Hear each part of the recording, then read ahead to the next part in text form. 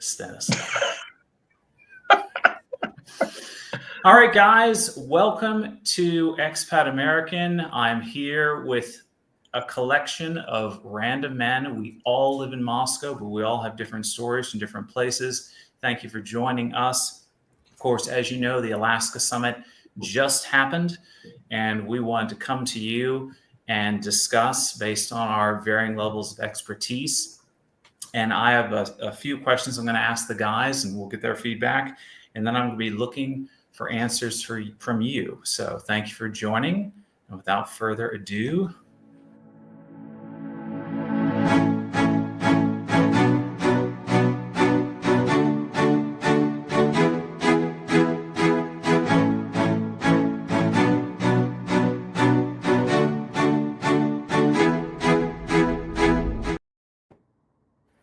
all right, great.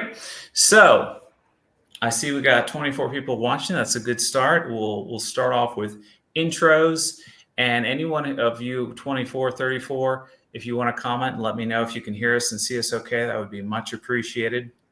But to start, just beneath me is Stanislav Krpivnik, and I'm going to let him explain who he is. Stan? Stas.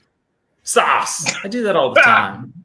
As a random guy, they just have me walking by his computer, and all of a sudden I got a call. I know another Stas, and you're another Stan Stas. So, okay, go ahead.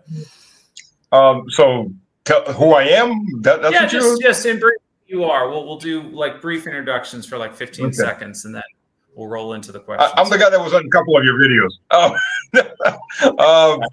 Fan, guys.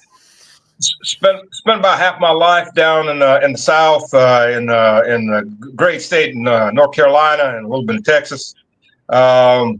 Speaking proper English, proper Southern English. Former U.S. Army officer, captain, promotable. Left. Said thanks. I won't take the major's rank political wise. Former director of supply chain and oil and gas services. Consultant and military political expert, and the guy that runs down to the front lines once in a while. And where were you born again? That's the only risk in my life one more time, which my wife doesn't appreciate. But where were you born again? Oh, where was I born? The nice tourist spot that's been under Ukrainian fire for the last 11 years, Lugansk. Yeah, that's what I thought. Okay, so you are Russian, but you were baked in the U.S., so you have a brain for both worlds, as one could say. Yeah, I moved to Russia when I was 8, 7.5. Grew up there, finished university a couple times, 3. And spent 11 years in the military. Okay. All right. Philip Hutchinson next to me. Tell us who you are, Philip.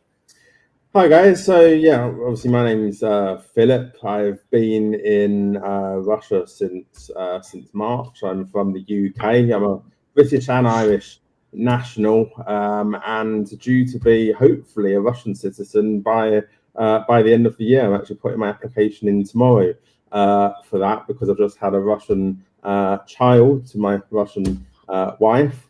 So very exciting time for me at the moment. I'm also CEO of Moscow Connect, and I have a YouTube channel, which I'm sure a lot of you watching have seen online. We've got about 14k subscribers now, so not quite as big as Joe's, but we'll get there eventually.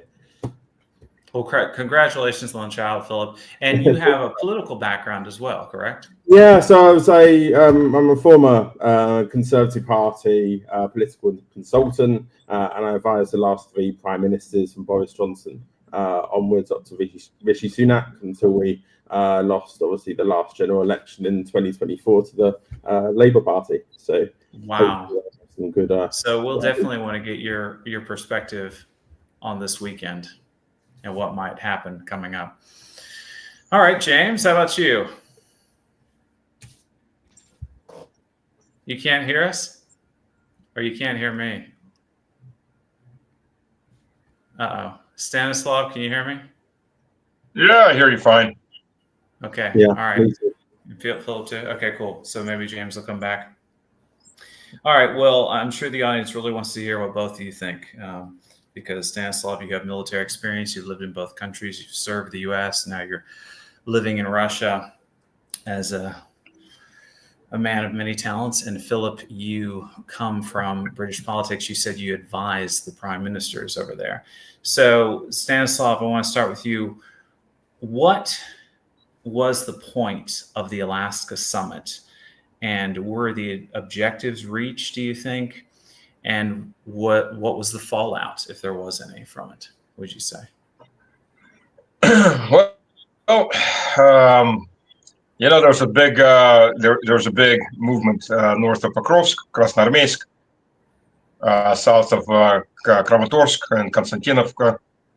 It's been pushed back slightly by the Ukrainians, but that's after they threw everything they had in, all the reserves and the vaunted Azov Corps made up by the Azov Brigade. That, by the way, last battle they were sent into, they all ran away. But that's beside the point. And there's now up in Kupiansk, the front's collapsing and Russian forces are pouring through. So when Trump comes out, there's a million Russian dead. I mean, that's absolute crap. Whether or not he knows it's crap, I don't know, because that's the type of lies that are being fed.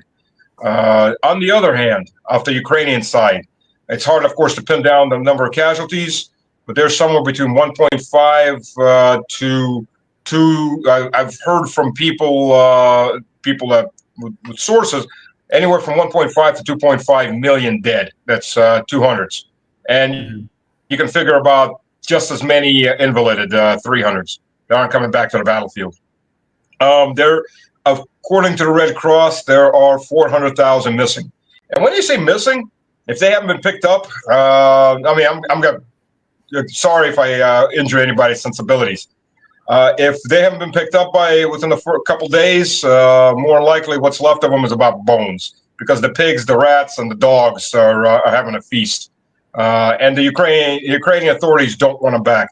I was there interviewing, did on the spot reporting from the 4 container trucks, refrigeration trucks that they bring in. They try to give away 2,212 remains, partial remains, full remains, but identified remains. Ukraine said no. There was a bunch of us journalists over there, which, by the way, made us a really good target, because they're standing like frick. There's like about 30 journalists, 4 trucks, right beside it, not far from an MCS base. We're in Bryansk, or 40 kilometers from the front. I mean, it's a high-margin dream target right there. Luckily, I'm still alive. Nothing came flying in. But the Ukrainians eventually accepted those bodies only on the condition that the families didn't ask even for burial, all out of their pockets. But that's the level of fatalities that they're receiving. I mean, massive fatalities. And among KURSK, massive fatalities. In KURSK, identified about 2,000 Poles, about 1,500 Colombians, about 1,200 Georgians, which for a country of 3.5 million, well, maybe 4.5 million when you count Georgians outside of Georgia, that's a hell of a lot of people. About 190 Americans and about 140 Brits, plus sprinkling everybody else. So that's a lot of mercs alone in that area. So the reality is quite different. And no matter what the West says, they know what the reality is on the battlefield. It's not a stalemate. It hasn't been a stalemate in a year and a half. It's been a slow grind through incredibly built-up fortified areas, with Russia conserving its forces and using artillery, FOBs, fuel air bombs, a direct missile fire, and so on to just exterminate everything in its path. So the West knows this, and it was Witkoff that came running to Putin from Trump, asking for this meeting. So when Trump went off, Vladimir Putin came over there, and he needed this meeting. No. Actually, Russia doesn't need this meeting. This war is going to be ended on the battlefield, regardless of anything they do. But the good thing about this meeting was it's the first meeting of 2 nuclear superpowers in 4 years. And there's a direct war going on between those 2 superpowers. because this isn't even a proxy war. This is America fighting a direct war. I've been saying this for 2.5 years. I was getting some weird looks. New York Times, thank you very much, confirmed everything I said. In the HIMARS, there are American soldiers firing those HIMARS. American generals are planning the attacks. British generals are planning some also, like on Snake Island, that lost a lot of Ukrainian special forces trying to take an island that in the end nobody needs. It is abandoned from both sides. There's KURSK was planned out by NATO, by NATO generals, and the Ukrainians are just the meat that's supposed to do the mission and die in place as needed. And by the way, and the HIMARS, as I said, the HIMARS attacks are Americans firing, American soldiers, loading, firing, and targeting on Russian civilians. And the New York Times absolutely confirmed all of that in their piece. So, Russia doesn't need this meeting. I think on the Russian side, they've already figured out there's absolutely no agreement that's going to happen, real agreement. With the West, it's going to be finished on the battlefield. But it's good to have the nuclear powers talking. And there's a lot more interest on the U.S. side, if we're going to talk realistically, than just Ukraine. There's multiple interests that the U.S. went in with. One is this fantasy that they're going to get Russia pulled away from China, and then they can use Russia against China, which is this neocon fantasy. For the neocons, they just don't want to destroy Russia right off the bat, or at least neutralize Russia from being an active participant while they take care of China and then come back to Russia. 2, let's make a deal on energy and resources and Russian manufacturing, because Russian, as somebody that was a director of supply chain and heavy industry, I made sure we bought a lot of stuff from Russia that was extremely high quality, and at about 40% cheaper than anything you can get in Europe or in the U.S. Steel goods, semi-finished goods, fully finished goods that went to our manufacturers to finish into oil and gas equipment. And those markets, 150 million person market, plus massive manufacturing, that's all gone out of the U.S. Supply chain right now, out of the U.S. market. And those companies won't back in. So I think those were the issues behind the Ukrainian war facade, the other deeper issues to discuss. So what you're saying is Trump made this meeting happen because the battlefield looks so terrible against Ukraine. It looks so bad for Ukraine that Trump made this come together, and it's still not gonna change much as far as physically, militarily, but maybe we're all a little bit safer if Russia and the US are gonna have some sort of peace. Is that what you mean? Well, the minimum you need communications, because in a nuclear age, I mean, when you've got psychopaths going, hey, let's in the U.S. government, let's give them tomahawks. Let's throw some tomahawks at Moscow. Well, tomahawks are nuclear capable weapons. Any tomahawk, by the way, Taurus missile is also nuclear capable.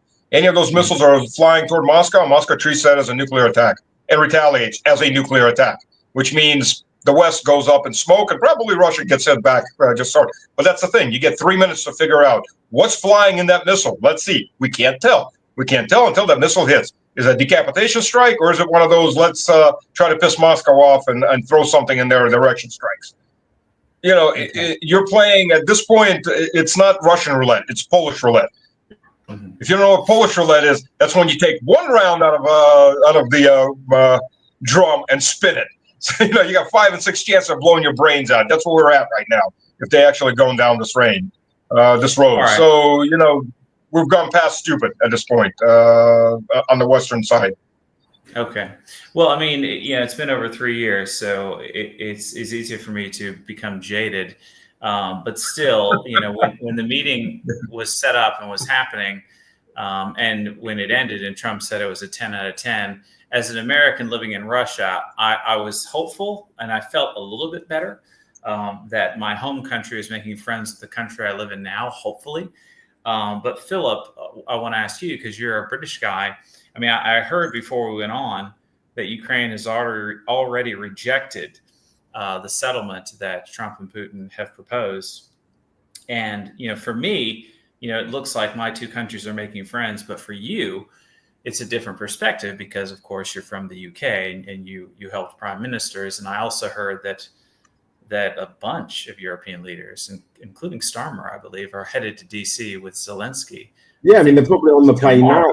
So probably, So what is your perspective and feeling on this whole matter, being a British guy who's involved? Yeah, I mean, my understanding is at the moment they've agreed to security guarantees, which Keir Starmer put together with his coalition of the willing with the European leaders, and apparently that was going to be like the main thing that Zelensky was looking for. But I mean, if you look at it, just sort of taking a step back a minute and just looking at the whole, the whole situation from Europe's point of view, I don't think Europe really is ready for this war to end. I mean, Zelensky definitely doesn't want the war to end because he's got Europe in his pocket. Europe are actively funding Ukraine. I mean, I saw something come out of Turkey the other day, for example, saying 50 million a month is going to offshore accounts to Dubai and elsewhere.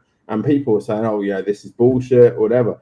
I can tell you it's not. I mean, I've had businesses in Dubai and seen the Ukrainian politicians get richer. I can see Ukrainian politicians buying their daughters and sons, villas on Palm Jumeirah, and they didn't have this kind of money before. It's the British taxpayers' money, it's the Europeans' money, it's the EU countries' money that is directly going to fund the lifestyles of these politicians. They're absolutely loving the last few years. I don't think it's ready to end. Now, look, the last time Zelensky was in the Oval Office, it completely blew up. He was basically told to leave. He was kicked out. This time he's going along with backup, shall we say, which is this coalition of the willing amongst all these leaders that are currently, on their planes on the way to DC. But Philip, correct me if I'm wrong. I did hear that Trump has already said, I'm meeting with Zelensky first before I meet with these other guys, like separately. So, maybe that's because Trump already knows that he's trying to do that. Yeah, I mean, of course, he probably will. I think the other leaders, he's been busy. The last few days, he's been meeting leader after leader. He's been trying to, do as much networking amongst the EU and especially, Keir Starmer that's sort of leading this coalition to try and get them on the side, because he's worried that, it might blow up again, really. I mean, I think ultimately Trump now is going to make a decision, and his decision is going to be very much, I'm going to align myself with whoever's showing more willingness to actually move in the right direction so that we can end the war and we can actually stop the killing and from both sides. But I think ultimately at the moment, if you look at the whole picture, actually Vladimir Putin has shown a lot more willingness towards Trump to do that than any of the European leaders or Zelensky has done. And I think Zelensky's going to try and he's going to have a lot of demands that he just hasn't really got the right, or he's not in the position to be asking for.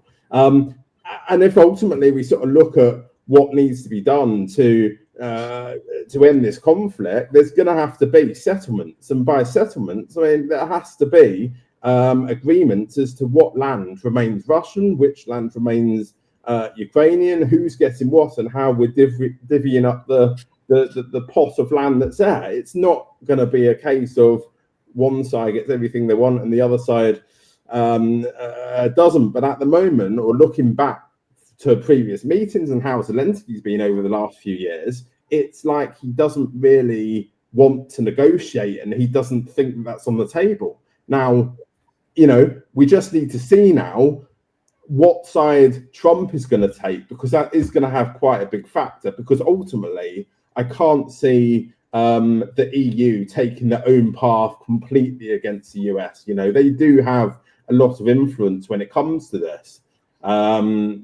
completely. I mean, another thing I'll mention is, look, I mean, this is a president who is notorious for meeting people like Vladimir Putin, like Kim Jong-un. Keir Starmer hasn't even picked up the phone to try and speak to Vladimir Putin. Now, in business, if you don't like someone, sometimes you still have to deal with people you don't like. And Trump knows that. And he's running the United States like he's run his businesses. You know, he might love Putin, he might hate him, but that doesn't really matter, because when you're in a business relationship with someone, or any relationship with someone that you know you have to deal with that person, you have to open dialogue with them. That's the only way you're going to be able to come to a resolution. Just completely, you know, just brushing it off and not even bothering to call the guy, you know, it's not a good thing at all. And you know, at least some of the European leaders have at least met Putin or had a phone call with Putin. But Keir Starmer, who seems to be trying to or says he's sort of leading a lot of this sort of coalition from Europe, just wants to keep denying it. And you know, I mean, from their perspective, you know, it was pretty much a state visit the other day. You know, the red carpet rolled out. There was a banquet, dinner, eating, you know, filet mignon, and it was sort of in a ballroom with Putin as the guest of honor. But look, sometimes you have to entertain people, even if you don't know. Now, look, I think historically, the current US president has a pretty good relationship with Putin. I mean, I think he probably does like him on some level. I mean, he's had quite enough trips to Moscow, you know, to do so. But regardless of that, you know, I think they did the right thing, and at least he's going in that sort of right direction to get things settled with him. Well, hopefully, when Zelensky gets there, Trump will tell him that the press and JD Vance are waiting for him in the Oval Office, and we'll have a. And they're going to beat him like a stuffed pinata. Take him up by his gonads and beat him like a pinata. You know, I want to get to James now, but I did think when that maybe that is the moment where JD Vance secured his presidency for 3.5 years from now. That Oval Office moment. I'm not sure. We'll see. Anyway, it's like the mafia movies where you go into the other room and it's all in plastic. I mean, whenever did a vice president in the Oval Office with press, you know, dress down the leader of another nation? You know, it's definitely, whether you like it or not, it was definitely an epic moment. So, James, is your sound working now? I hope so. Good, it is. All right. So why don't you introduce yourself, you know, tell us a little bit about who you are and give us your perspective on this whole situation, the Alaska summit, and what may or may not be happening.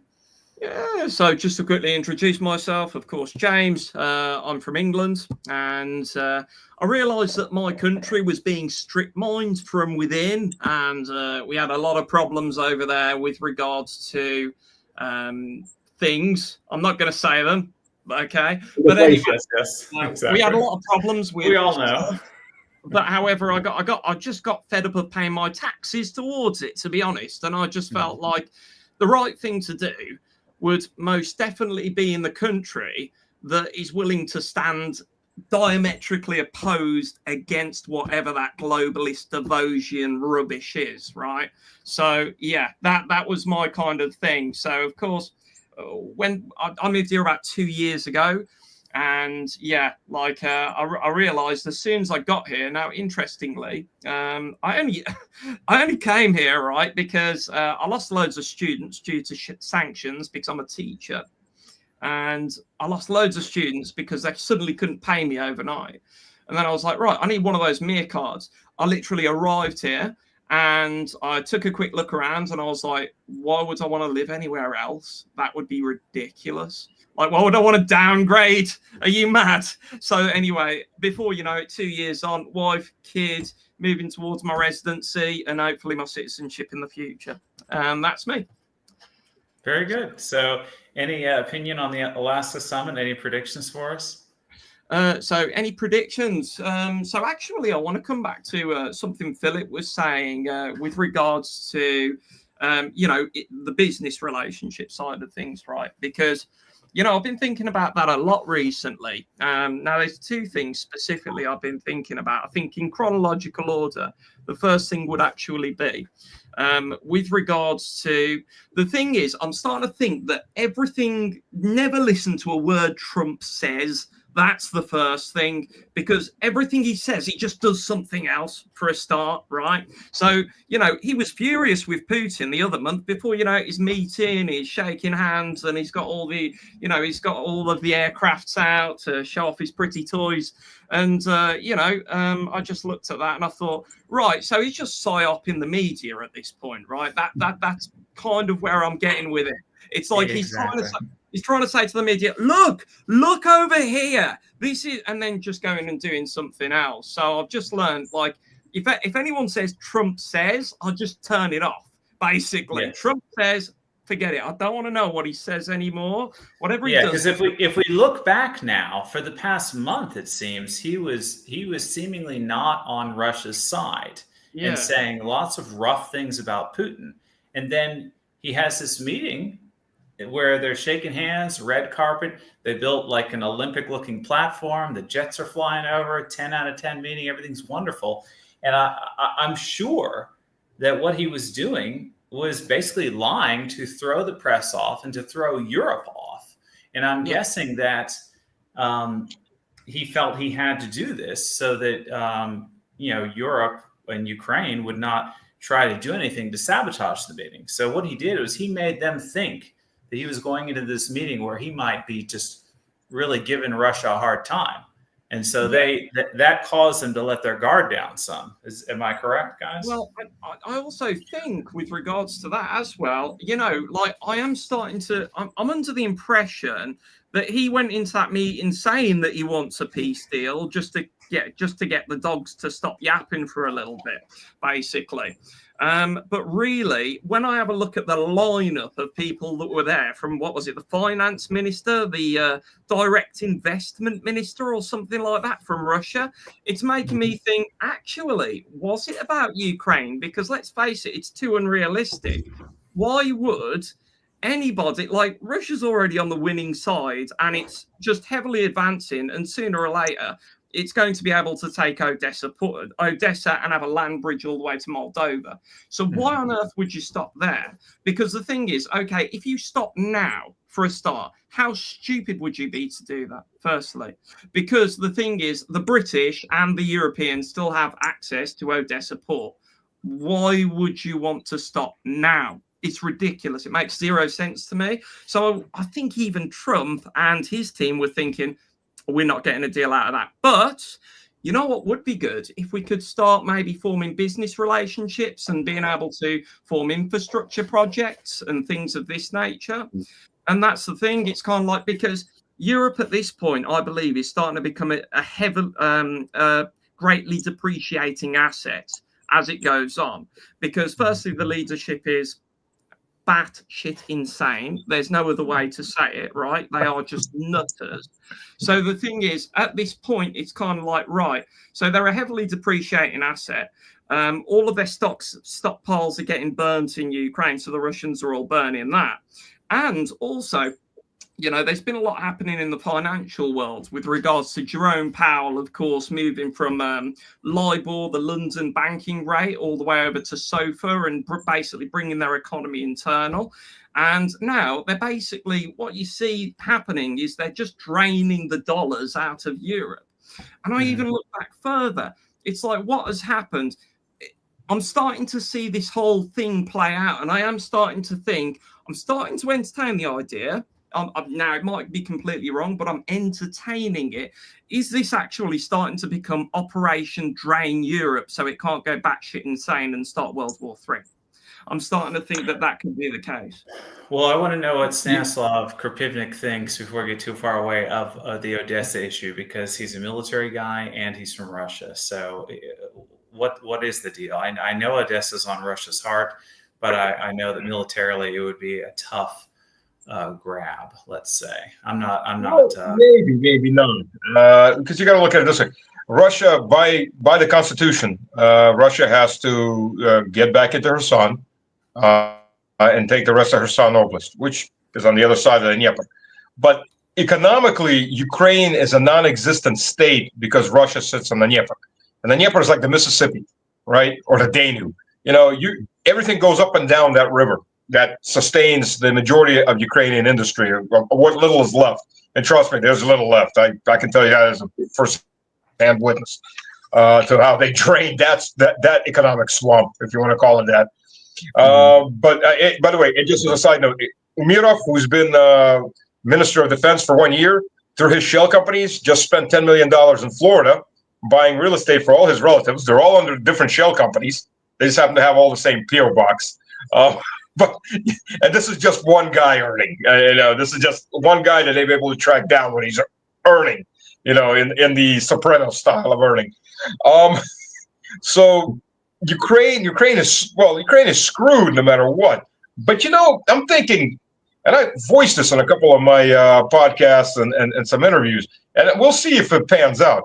Okay, so van der Leyen, which is who I've been told through various very good sources, is looking for an escape chute to the U.S. because she kind of earned $1 billion a little questionably on vaccines, and there are it's gone past allegations, and there are legal movements against her and her husband.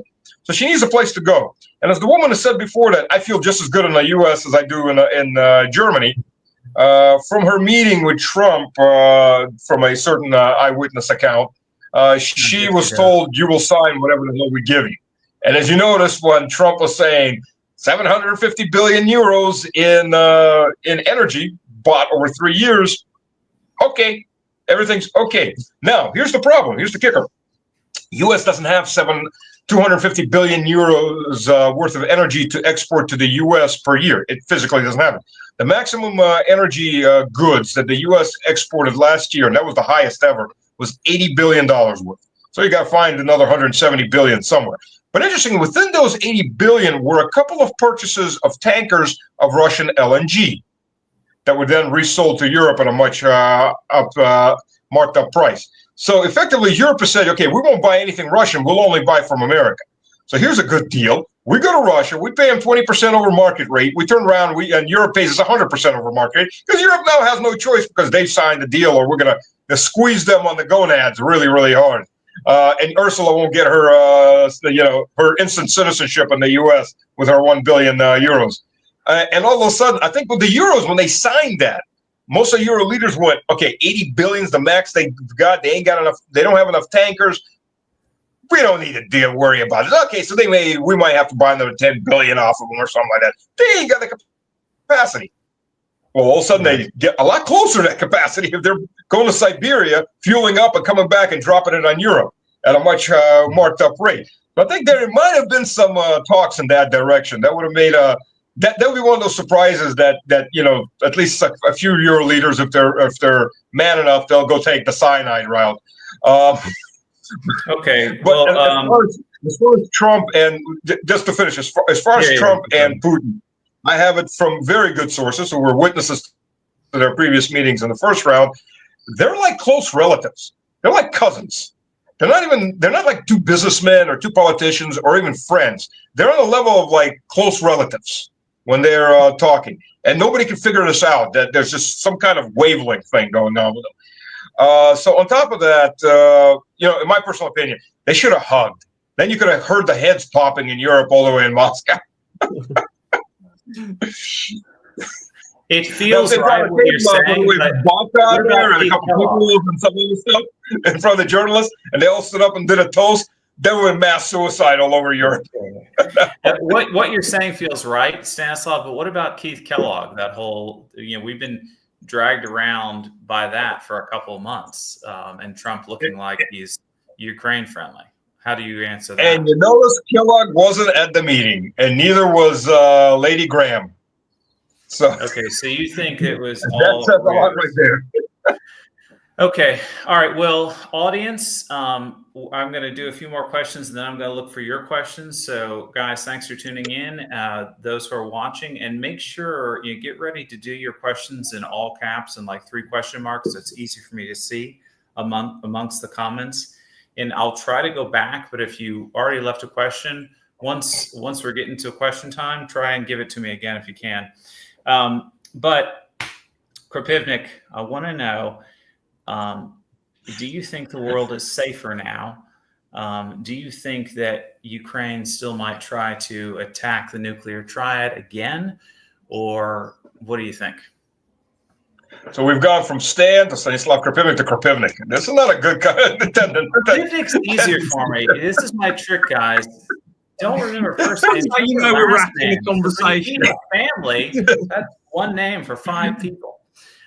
So in the end, we're going to just go back to K. I was Lieutenant K. I was Private K, Lieutenant K, Captain K. And by the way, Americans can pronounce Kirkpatrick, but they can't pronounce Krapivnik. I just, So, what do you mean is, what you're asking is if MI6, CIA, and Mossad are going to attack the Russian triad? Are they going to try absolutely. that again? Are they going to do it again? Or are they thinking, it's over, we better back off? Look, Mossad is bad enough. CIA, the Russian house and the CIA has been out of control since probably about the 1960s. There's no president that knows what the hell these people are doing. They're a force unto themselves. Eisenhower said that was the worst thing he ever did was sign the bill that created the CIA. They are an entity that is not under control of the U.S. government. Neither is the FBI for the most part. But they are the deep state, if you want to talk about deep state. They do what they want. They do it where they want it, and there's no oversight committees worth a damn. And when in the U.S. Congress, when they vote for their budgets, it's a black budget. It's the CIA and the volume. They have no idea what the hell the people are doing with this money. So since there's no control over them, if they see an opportunity, these guys, I'm sure they'll try to take it. There's no rational thought about where this could lead. Obviously, they've proven it. And for Ukraine, and Zelensky will sign off and do whatever he's told, partially because otherwise he'll die. And he's going to die in the end anyways. I mean, let's talk reality. The moment he leaves office, he's a loose end that knows way too much, and he will talk. The only way Zelensky sees old age, probably in a cell, is to go surrender to Russia or go run to Belarus. Any other direction, the man ain't reaching old age, not because of his drug use. So there's that moment. Yeah, the only way, and the Ukrainians, I am sure they've got some reserves left that they've been husbanding, and I've got a feeling they'll try to throw something, at least for the headlines, into Bryansk Oblast, or maybe northern KURSK Oblast, which works for us, because that pulls their reserves from the deep rear and puts them into a place where they can be destroyed without having to go hunt for them. So, sure, okay. It sucks for any civilians that are stuck in the areas, because these guys have shown how bloodthirsty maniacs they are, and they butchered women and children with no problems. And there's lots of documented proof. The people that didn't leave in time or were cut off. But yeah, that's why they weren't taking very many prisoners in KURSK when they were being routed. The Russian side wasn't taking very many prisoners. So yeah, they'll try something. Philip, Stanislav is saying that, Zelensky is not his own boss and he's not going to last.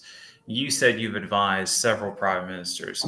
Did you ever get an idea from your position? Is the UK pulling the strings on Ukraine? Do you personally know or not? Because we're all kind of taking guesses here.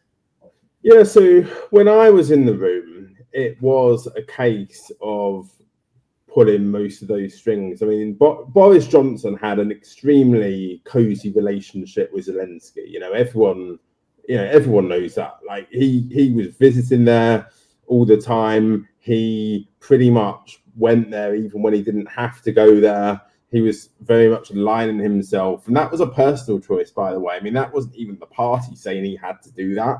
He somehow, decided, like, I want to get really, really friendly and cozy with the Ukrainian side of things. Now, I mean, you say about him not being his own boss. I mean, yes, he is pretty much a puppet for Europe, doing whatever they want. Of course he is, because think about it for a minute. If he hasn't got that support of Europe, he doesn't have the funding that he's obviously getting, and we all know where that money's ending up. And also what's left, like he hasn't got the ability to fight anyone without the support of Europe or the backing of Europe. So if he doesn't do what they want and they pull out or retract from their military aid, financial aid, support for Ukraine, they haven't got anything left. So when you're a country like that, of course, you are going to do what you're told. Now, I think he will try and be on his best behavior in Washington. I know that a lot of the European partners that are going to be there will be pulling a lot of those strings. And if they're sensible, they'll be going into the meeting sort of knowing what they want. He will have a private meeting with the president and probably the vice president prior to the other leaders coming into the room.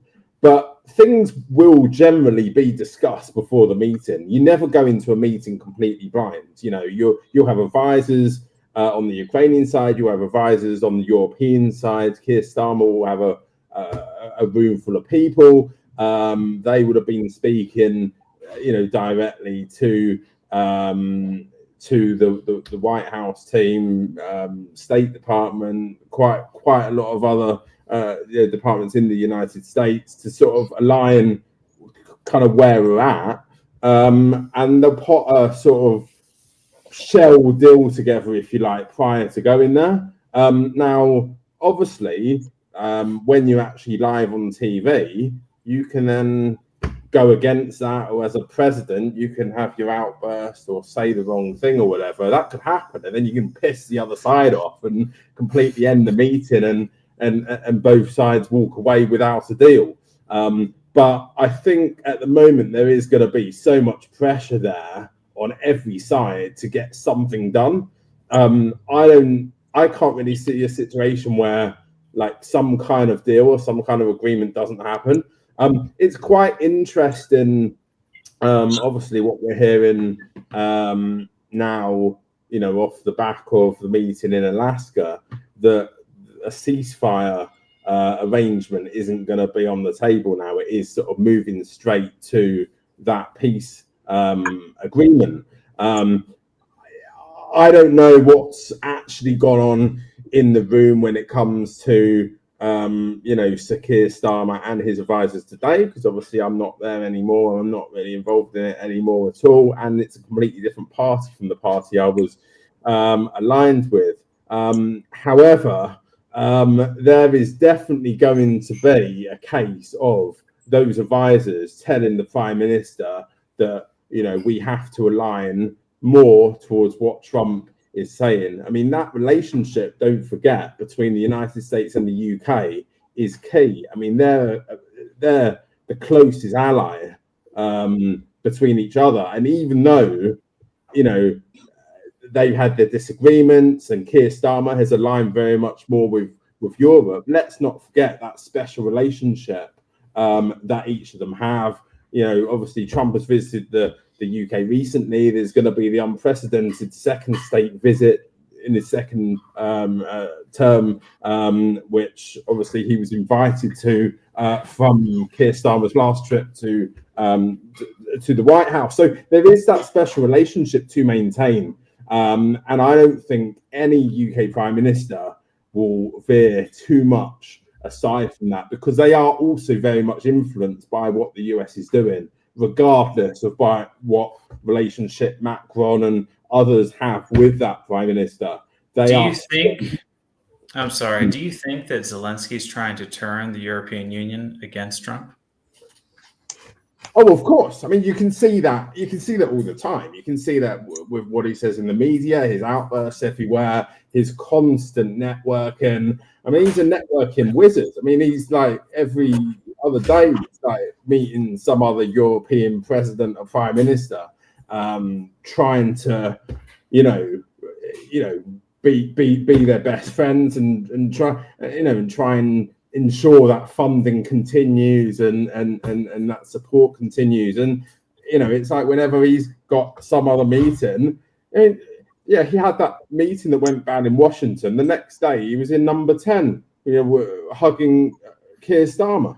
He comes crying to Keir Starmer after a bad meeting. He comes crying to Keir Starmer before he's got a big meeting that he needs to attend. He's not a president. He's he's in place at the moment, being bossed about, doing what he's told, meeting a load of people, not making his own decisions. It's going to be very interesting to watch tomorrow for sure. And James, you already mentioned you think there's a lot of corruption in the EU and in the UK. You think that? Well, of course there is, yeah, and I think that's kind of the thing. The thing is, the way that I kind of see it, my general framework for Europe, it's not really run by politicians. It's run by financiers, globalists, Davos, and these kind of characters. I mean, pick a name and that's your enemy, basically, like it, them, as they say, right? And that's kind of the thing. I do want to come back to the meetings when it comes to, say, the Alaska summit and where it's going to most likely go from here, just in my general mind. Now, I think there are two things. The first thing is actually that, of course, we have to just go back a bit in time and just see what Trump's already done with regards to Europe. Now, the thing is, the last time that he was in Europe, he went to Trump Castle in Scotland. I call it Trump Castle because that's what it is. He then summoned Ursula von der Satan as well as Keir Starmer. And he made sure that they get over to the castle. And he also escorted... Keir Starmer. Let's not get me in trouble with the algorithm here. Well, all right. Never hear Starmer. Okay. Yeah, I couldn't help it. You just said it wrong. I knew it was just a slip of the tongue. It's you're coughing on something. It's a speech impediment, is what anyway. You're British. Well, it happens. So anyway, he also escorted Starmer he also escorted him to Scotland to his castle. So he summoned the European leader there almost at the click of a finger to his place of leisure, and he brought them on his US helicopter, which is hilarious for a start. And what deal did they get? Well, firstly, the Europeans, they've got to pay 15%. The Brits have to pay 10% on the tariffs, and they have to buy everything from America, like Stanislav was saying, right? So the thing is, now Trump's kind of put them in a position where he's almost got them by the, what's the polite word? The tennis balls. He's got them by the tennis balls, right? Because now, if things go wrong in the White House tomorrow, well, what can he do? Well, they're being unreasonable. How about 30%? How about 30% for all of you? And how about we double the price of the LNG? How is that? Would you like that? It's at this point. And also, we need to also look at some other things, right? Because there have been, I don't know if you've been following the Obama stuff recently with the election rigging, the Obama files and all that. Well, it turns out that these Dominion voting systems from 2020, a lot of that information was actually funneled through Brussels and through Italy, right? A lot of the data all went through there. So the thing is now, all of this stuff, like, has of course come out, like with Trump and his team and all that sort of stuff. So I'm just under the impression that the only way he got them to agree to those tariffs in the first place was he got them into Trump Castle, he got them around the table, and he said, you see these files? You're going to go to prison for a long time, von der Satan. And before you know it, she comes out looking like a hostage. She comes out looking like a hostage and going, yes, we love the 15% tariffs. Yes, well, it was like that, basically. So I do think that that's what's going to happen. They are going to grovel at the White House and say, we will do whatever you want. And that's the way that it's going to go, because they're already circling the drain of irrelevancy as it is due to their own corruption and due to election interference in the United States. So I think the way that it's going to go, Trump has all the cards on this one, to be honest, as well as the Alaska meeting, because Putin has been more than reasonable with what he said. What he said, look, on these conditions, we may have a deal. So if he puts it to them and they say no, there are a lot of cogs that Trump can turn at this point in time to make them say yes. You know what I mean? So right. he's kind of got them by the tennis balls. That's well, on this subject of European corruption, one of my subscribers sent this message to me privately, and I want one of you three to tell me what it means. It says, the Minister of Foreign Affairs of Norway, now former, Anniken Huitfeldt, leaked information to her husband about companies participating in supplies for the Ukrainian armed forces at the expense of the Norwegian budget, and he used this to play on the stock exchange. So, pretty crazy stuff. Yeah, I mean, it happens. It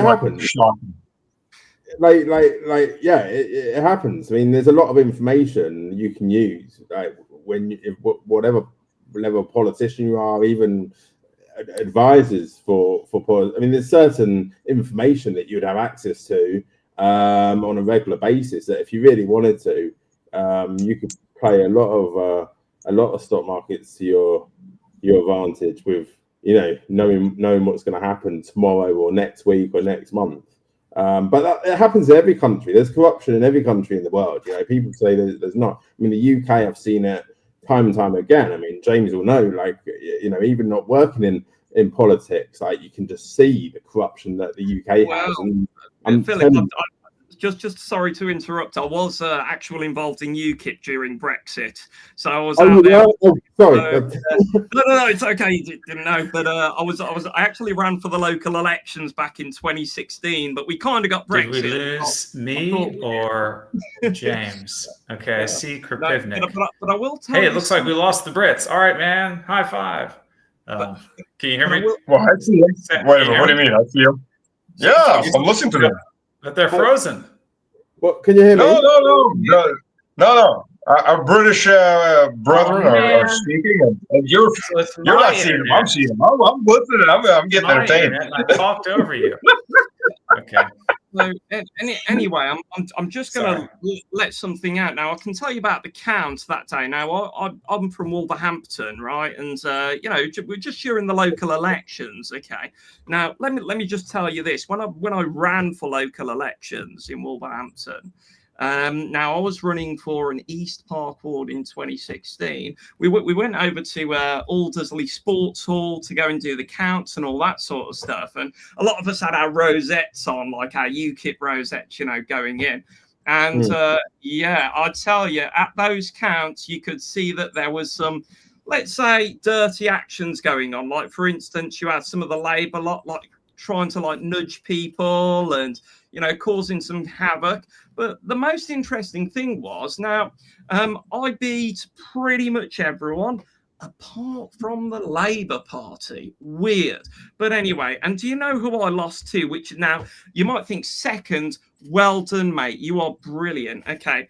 Now I actually lost the election to somebody who how do I say this politely? Somebody who is in the wrong body. That of course was actually in the military for a very long time, but now dresses differently.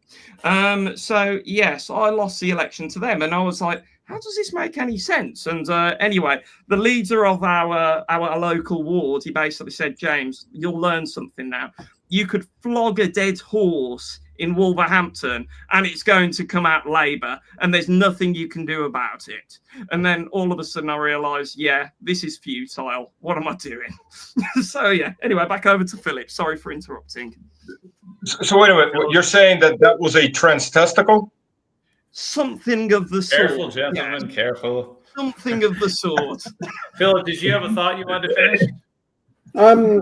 No, I mean, I think I was pretty much on that. Well, Kripivnik, did you want to say something about the statement I read that the subscriber sent me? Or we're just saying corruption, weren't we? And then James obviously mentioned about corruption within elections, and of course, those counts he's talking about, because you literally have many guys in there watching like a hawk as to what is being counted, what votes are being put into what basket. And if you're not careful, you might sort of miss it, or miss something going into the wrong basket with it. And there's a lot of, like you say, there's a lot of games with that sort of thing in terms of, you didn't quite see that one, and what slipped into that basket, And so it happens. But like I say, there's corruption in terms of voting and elections. There's corruption in terms of expenses and what's been spent where, and what contractors are working on what government projects, and who's winning what bids, and obviously COVID. Let's not even go there. but having COVID, that billions went into black holes all over the world. I mean, I was speaking to Matt Hancock, who I quite know, over the last sort of few months or so, and it's unbelievable. I mean, looking at hearing some of the stories about the kind of money, and we're talking billions of dollars that were just sent to shell companies in random countries, in Cayman Islands and all sorts. Now, this is a government, right? A government is not checking where billions of dollars are going to random offshore accounts in the Cayman Islands. Like, you can't even make this stuff up. Like, how can a government function? And I mean, obviously, the whole Doge thing and what Trump's doing in the US, every country needs to do that. Every country needs to look at their books, because I'm pretty sure, like, you're going to find so much money that's just going into complete nonsense, like complete nonsense. And it would be so easy to clear that up. But governments don't want to, because most of the people are in on it in some way or the other. Philip, I don't know if you've seen it, but there's a very good documentary called The Spider's Web. It's free on YouTube, and it goes on about this idea that when the British Empire, quote unquote, collapsed, it never collapsed, it just changed. So they sent loads of diplomats and whatnot out to the Cayman Islands, to Gibraltar, you name it, all of these different overseas territories that we have, to basically set them up to be money laundering operations. And to this day, it turns out that the City of London is laundering the majority of the world's money. But it's just because it's done through a corporation and not through the country. It's under a different jurisdiction entirely. Wow. So, there's a reason why HSBC and all the headquarters set up in that square mile, right? Like that, there's a reason for that. And it's an Stanislav, you wanted to say something? Yeah. Nancy Pelosi. Well, that's another. Well, who was her husband? Who is her husband? One of the biggest investor bankers in the U.S. Nancy Pelosi. She's traded over the last few years. I'm sure they never discussed anything again other than the Fight Club. The first rule of Fight Club: you don't talk about Fight Club. The other thing, Russia has declared war for America and Britain, particularly to New York City and London City, because starting very soon in St. Petersburg, the Russian gold exchange opens up. So we're going to start discovering what the real value of gold is. And I tell you, it's not $3,000 an ounce. Now, in 1971, it was about $36.80 cents an ounce until Nixon released it, and it almost doubled within a year. But right now, it's not $3,000 an ounce. I would say maybe 5.5, 6 is a good guess. Maybe some people are saying up to 10.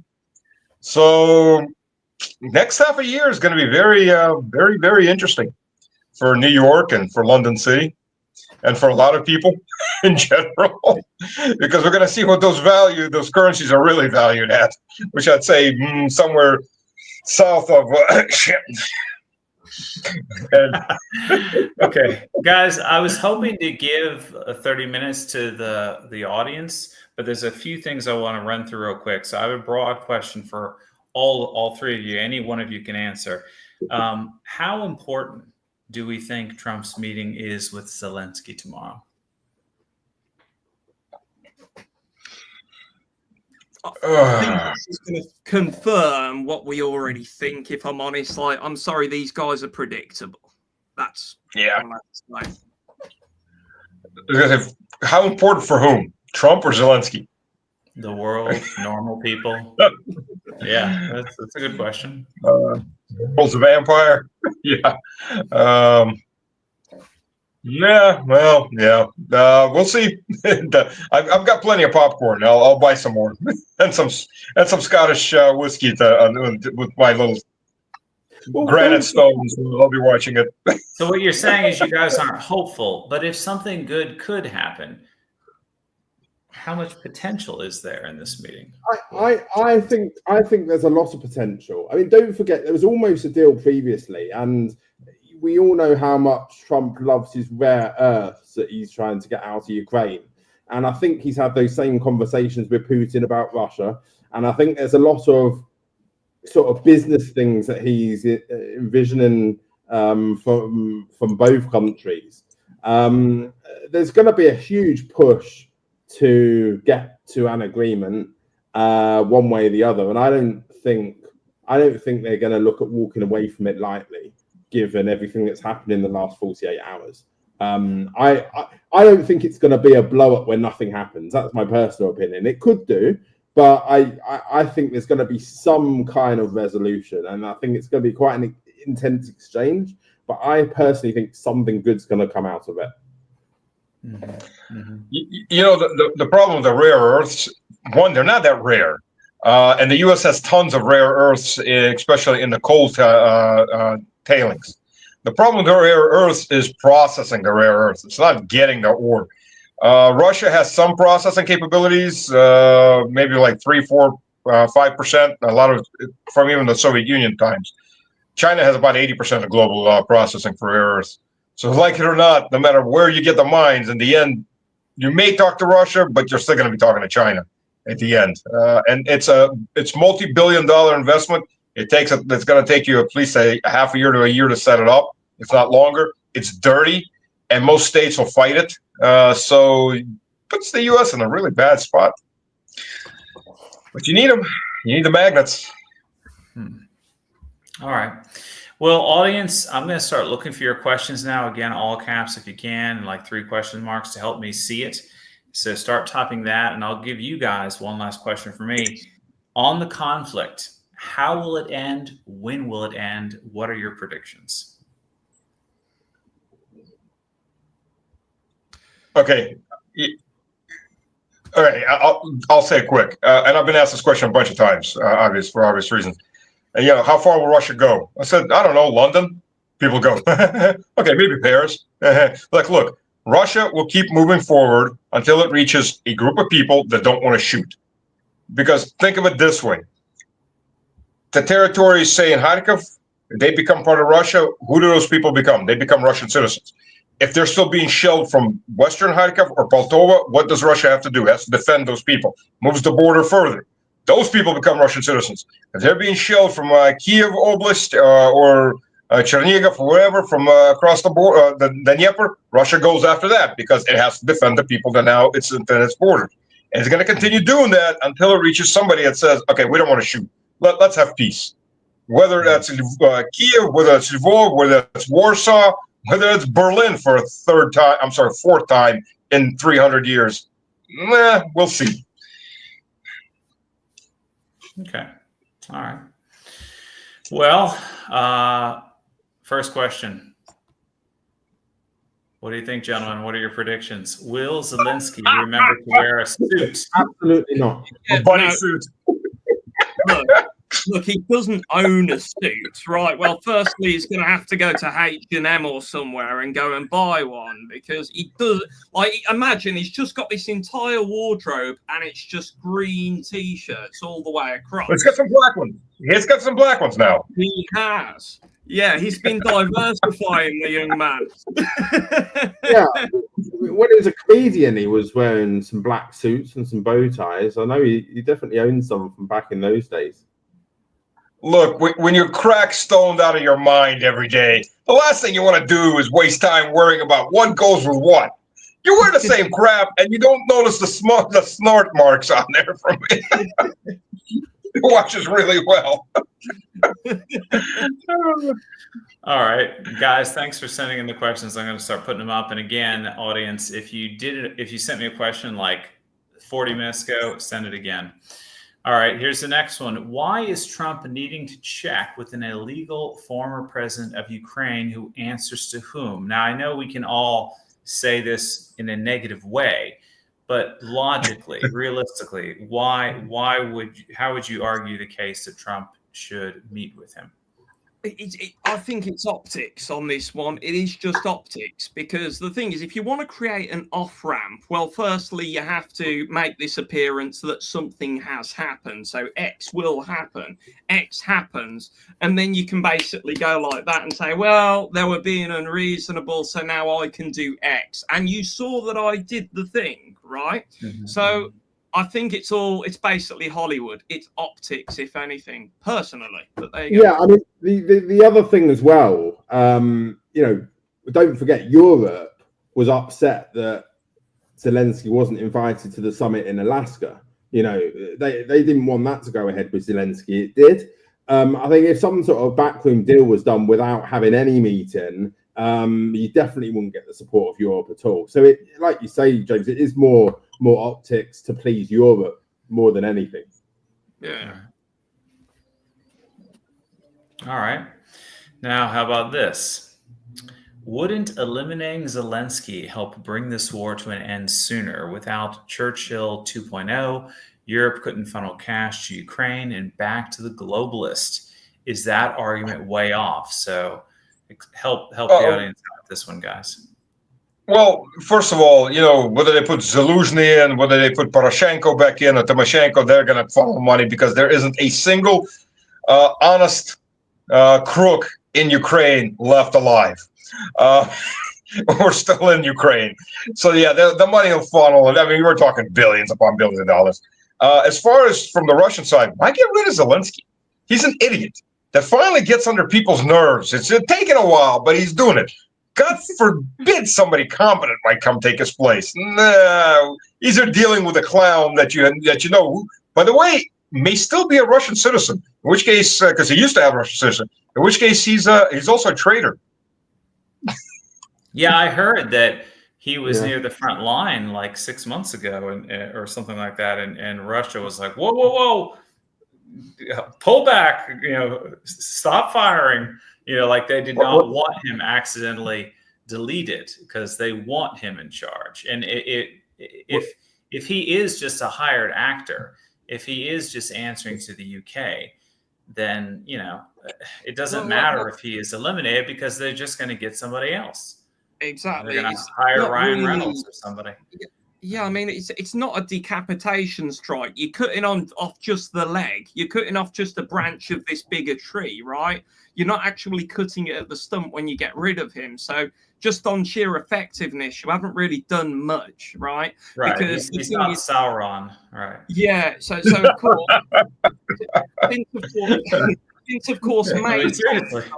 Yeah, of course. But that's the thing. Like since Maidan, right? They've built all of these different systems and payment mechanisms and money laundering operations there, right?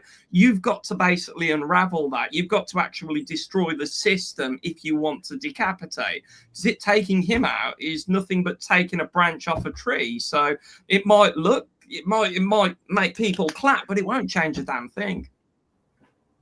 Yep. Very true. So Christy wants to know, what are President Putin's terms for peace? So how can you guys explain this to the audience or to laymen that want to know, like in general, what does Putin want here? Bubblegum, Kinder eggs, I don't know, kiss on the cheek, denazification, which is rampant in Ukraine, elections, honest elections, defense of the Russian language, defense of the Russians living there that haven't been terminated by the Ukrainians, defense of the Church of the Moscow Patriarchy, which, by the way, canonically Ukraine is part of that church territory, and canonical territories do not change, regardless of what's on the ground. And let's keep NATO and everybody else out of Ukraine. So basically, Germany 1921, very small defense force, no alliances and nobody else in there, and no weapons of mass destruction. Anybody's weapons of mass destruction. And also Donetsk has come up over the last sort of 24 hours quite a lot, that potentially that's going to be where he tries to sort of secure it, where, look, if we can all agree that Donetsk is now Russian, some of the other territory claims may be relaxed a little bit. I'm not sure for sure, but I know a lot of media outlets have picked up on that over the last sort of 24 hours. Well, Putin cannot release any of the territory or give away any of the territory in Zaporozhye or in Kherson in their original borders. That is now part of they had the referendums. They're part of the Russian territory, and it is against the Russian constitution to infringe on any 1 square centimeter of Russian land. So he would be impeached, quite literally. He'd be up for impeachment, and he's not a dictator. He doesn't have 100% power. So no, that is against the constitution. Now the territory that's in Dnepropetrovsk, Kharkov, and Sumy Oblast, yeah, that can be traded away for them leaving in those other areas, or they'll get forced out one way or the other. So I think they should keep on fighting, because the military end is going to be the only one to make sure it's peace. Look, one of the reasons this war is going so slowly, very simply put, one of the American plans was, if we can get Russia to march in real quick, it all falls into Russian hands, and then we're going to have a good guerrilla war for the next 10, 15 years, and we're just going to bleed Russia. Well, Ukraine suffered, like I said, somewhere between 1.5 to 2.5 million dead, as many invalids. I mean, these aren't just wounded; these are invalids, missing legs, arms, heads, and some of those people will live without a head. They've seen to prove that. But so the people, everybody else has ran away or is hiding. So the people that would have done the partisan war are mostly dead now, or they're hopping around on stilts. They're not going to go for climb over fences and blow things up. So you've taken now over 3 years, you've eliminated that very class that would have ran that guerrilla war. They're gone. And the people that are left are going to be thanking God they're not dead or not like the others. And they don't want to fight.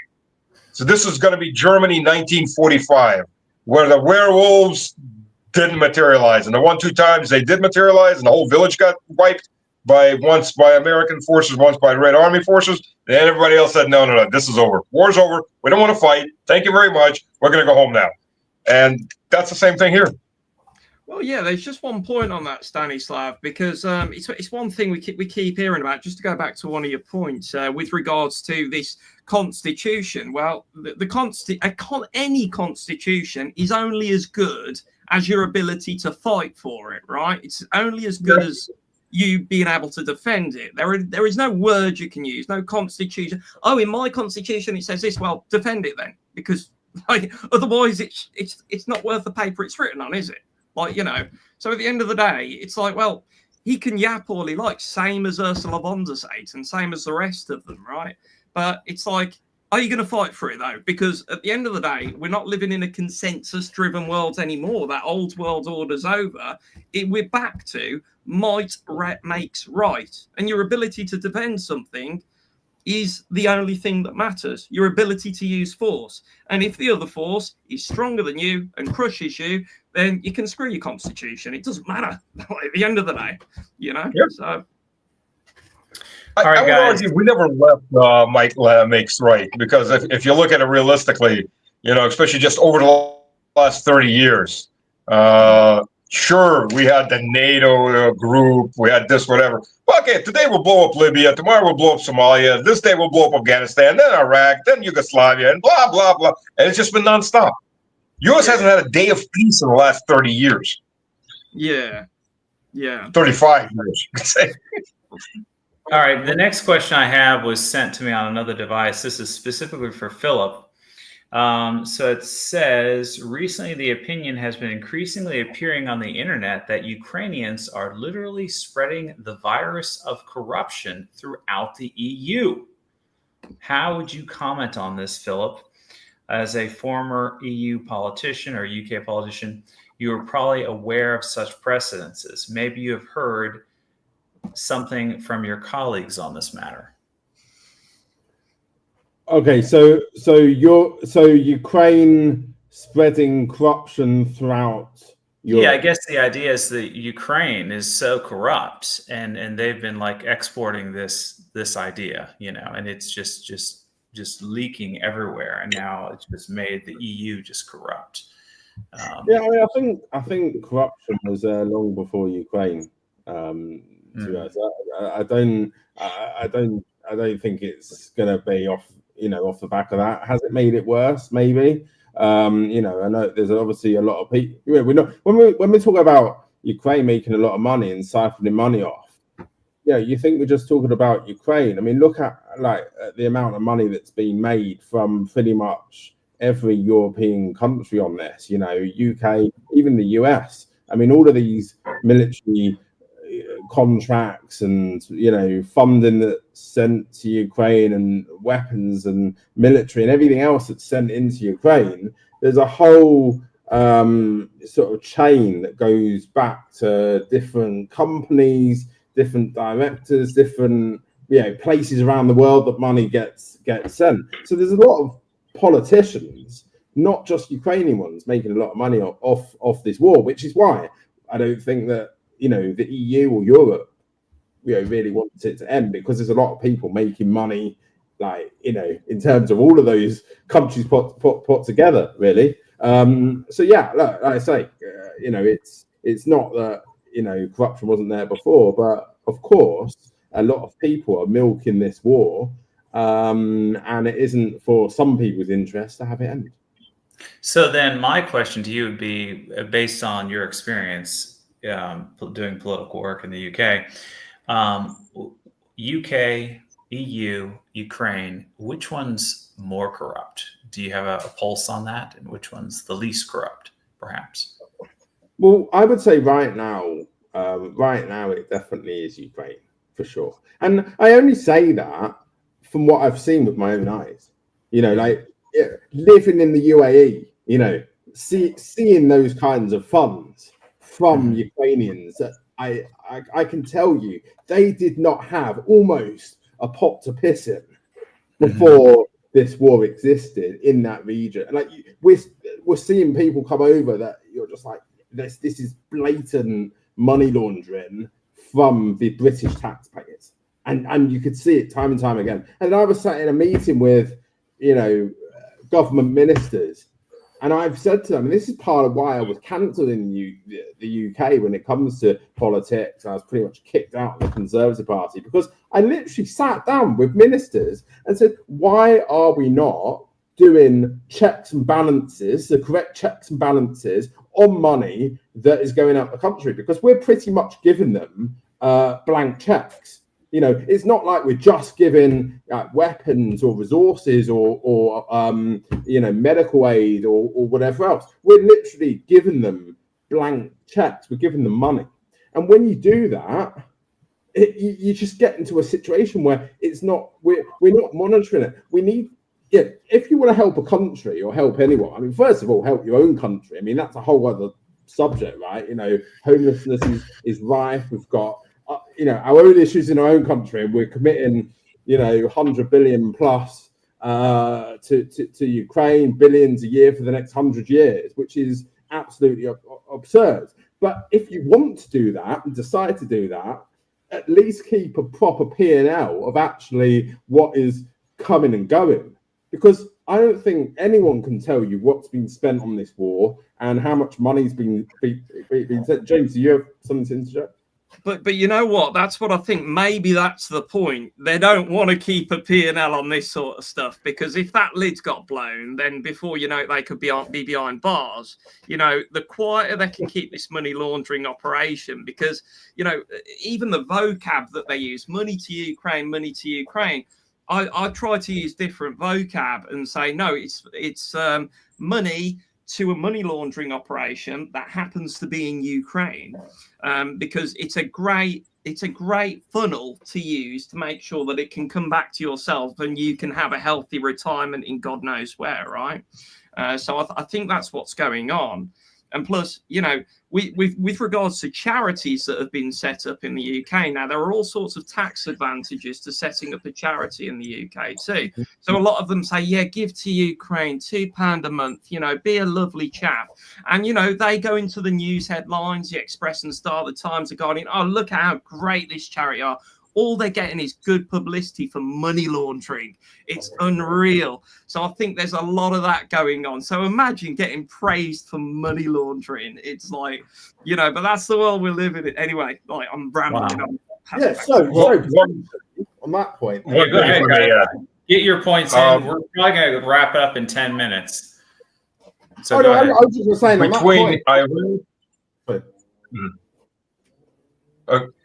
between Iraq and Afghanistan, the low ball of what was spent is $5 trillion. The high ball is $14 trillion. Most experts are looking at about $7 to $8 trillion that went into those two wars. You really think they were just going to pay for equipment and for war fighting? Corporations like Halliburton, when they owned Kellogg Brown and Root, were charging $80 per liter of water to the U.S. military. They're driving down to Kuwait, buying diesel at about 18 cents a liter and reselling it up to the U.S. military for about $100. I mean, this is corruption on a level that the average person can't even fathom. I mean, the mid-ball is $7 to $8 trillion. So when those two wars close, you got to have another one. You can't stop the gravy train. There's new senators coming in. There's new representatives coming. They need to earn too, God damn it.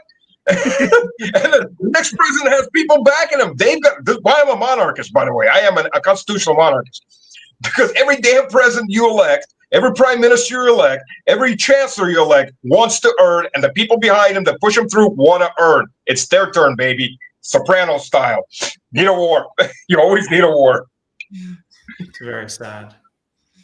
All right. Well, one other idea, Philip, you said you think Ukraine probably is more corrupt, but as far as the EU is concerned, von der Leyen, she just got caught up in a scandal over the vaccine.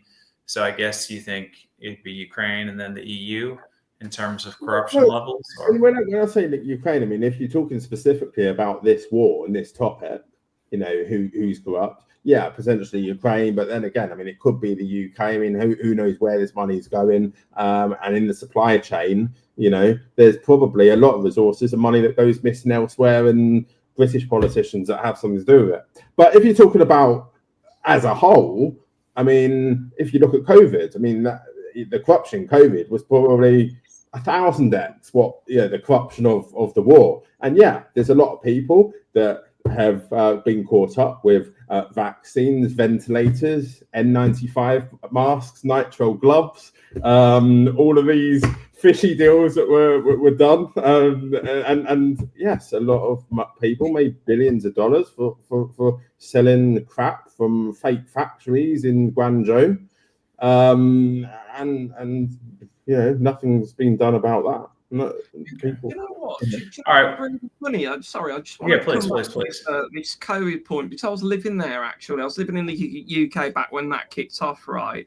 And I remember it. Just say the vaccine times. We don't need to say the other word. Okay, so the clock shot, right? Okay. So anyway, point being, right, I was living there at the time. Now, bearing in mind, now I don't know how it is where Philip is actually, but just put it this way: I'm from Wolverhampton, and you've got to wipe your feet walking out of the place. Sometimes it's ridiculous, right? There's been no new infrastructure since the 1970s.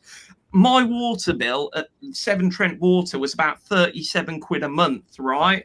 And they even have hose pipe bans. Wettest country in Europe has hose pipe bans, right? Because they can't build a bloody dam, and they haven't built one since like the 70s. So imagine you are not allowed to use a hose pipe when it's mild. You can't do it, right? And your neighbours are told to snitch on you to make sure that, you know, you don't go watering your plants, Margaret. So anyway, point being, like, we've got no new infrastructure being built. And I thought, maybe that's just the way of the world. And then COVID happens. And guess what? In terms of, like, you know, as soon as Operation Warp Speed started over where you were, Stanislav. So, of course, I had the same thing with AstraZeneca and all this. And they were just blasting these vaccines out, got all of these, like, this new infrastructure up, like, within days. It happened within days, right? And I was like, so that's how it works. So basically, for anything you actually need in the UK, oh no, that'll take 20 years to build. We might as well not even think about it, right? You know, energy generation, forget about it. But in terms of, you know, all of this, yeah, we can get this done in days, no problem. And that's when I realised I can't take this country seriously anymore. I don't want to be here. I don't want to pay taxes for that.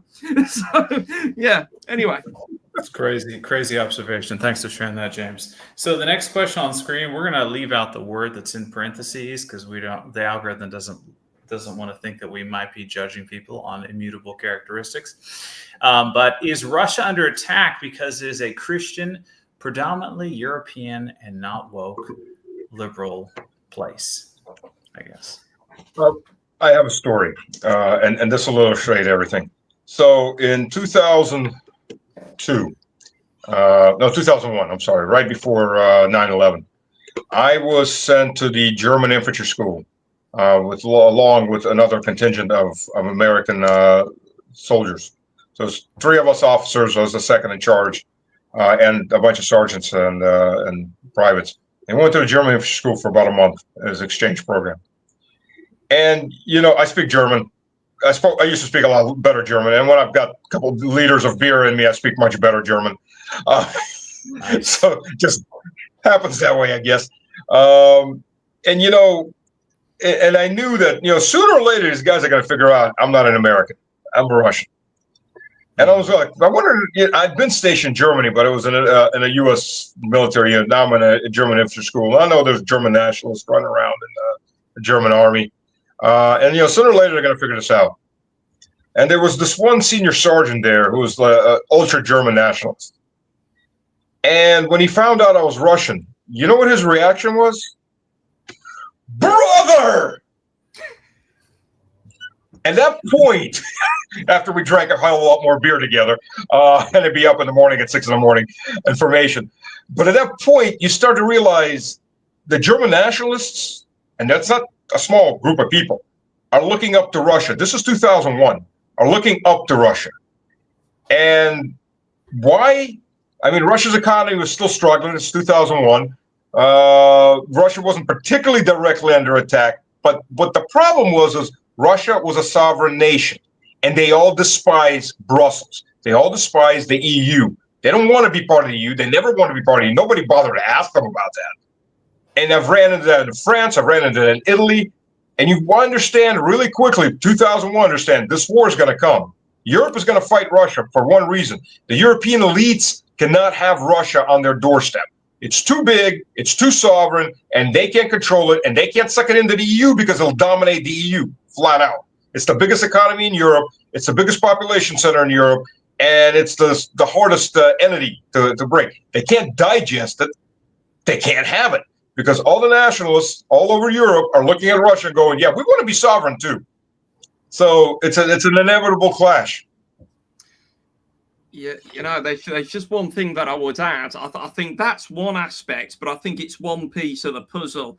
I think there's also the fact that Europe has no good, high-quality collateral.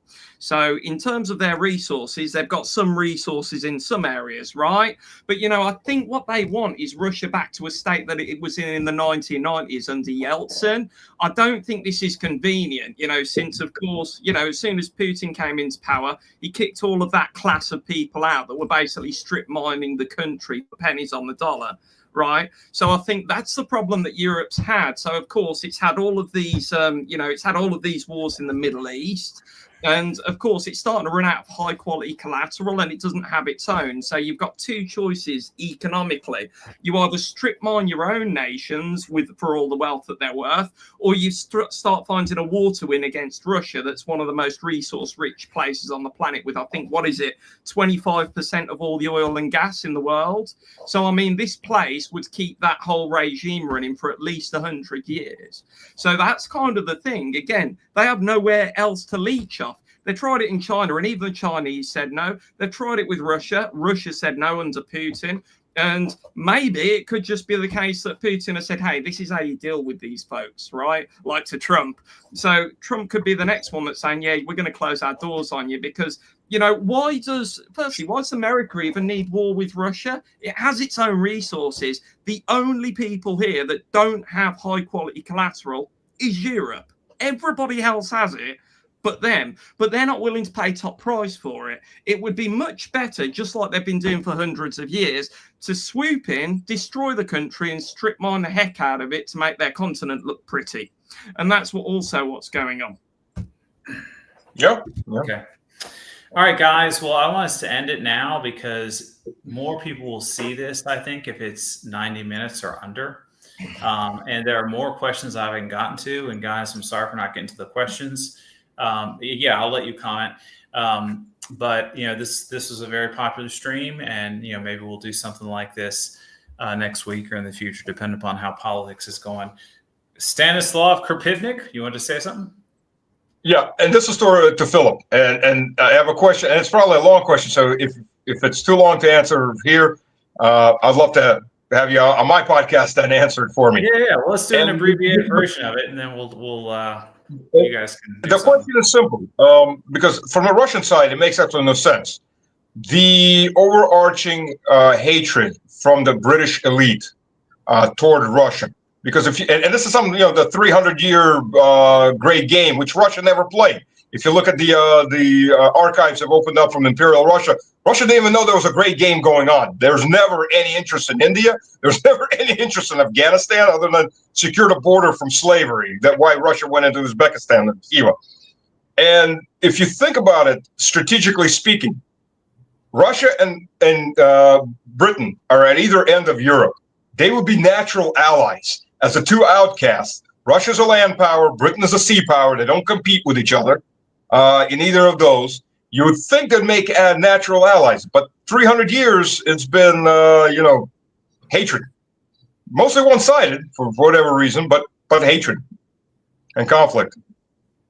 Yeah, I mean, it has. I mean, it's obviously, there could be a much bigger answer to this. But in general, look, yes, it's been a bumpy ride over the years. There's a lot of things we've shared, of course, culturally, with education, with our royal families, etc. There's been a lot of linkage there with heritage and history, etc. over many, many years. But obviously, it's been bumpy with wars and hatred and things as well. I agree.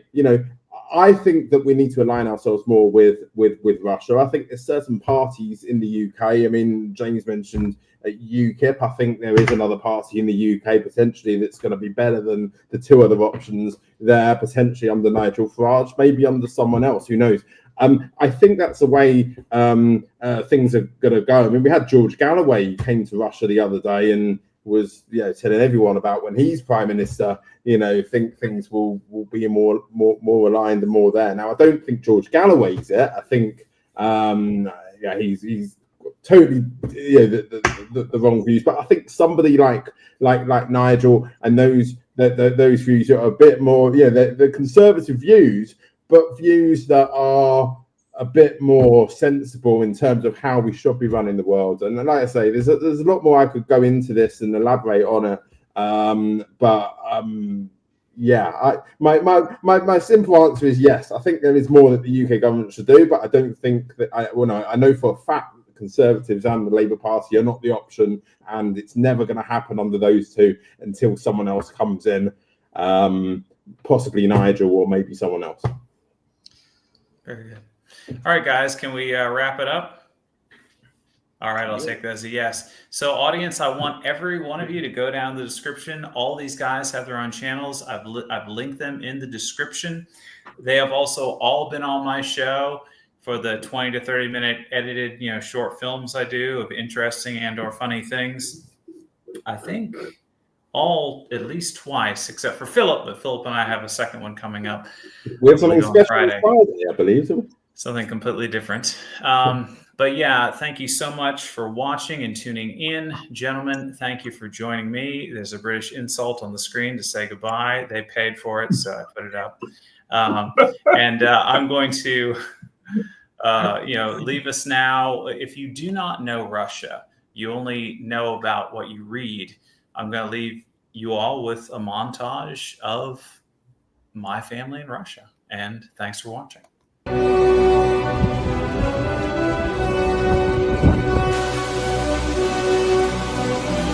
It looks like a palace of some sort.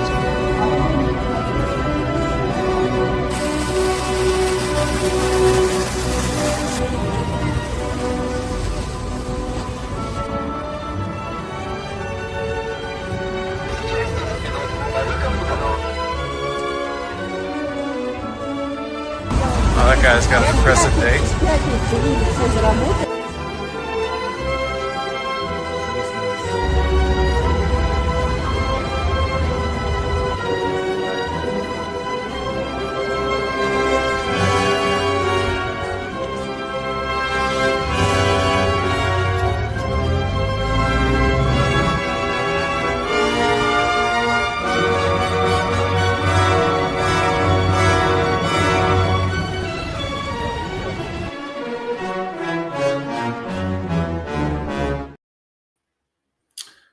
Russia is a real place with real people, and thanks for watching.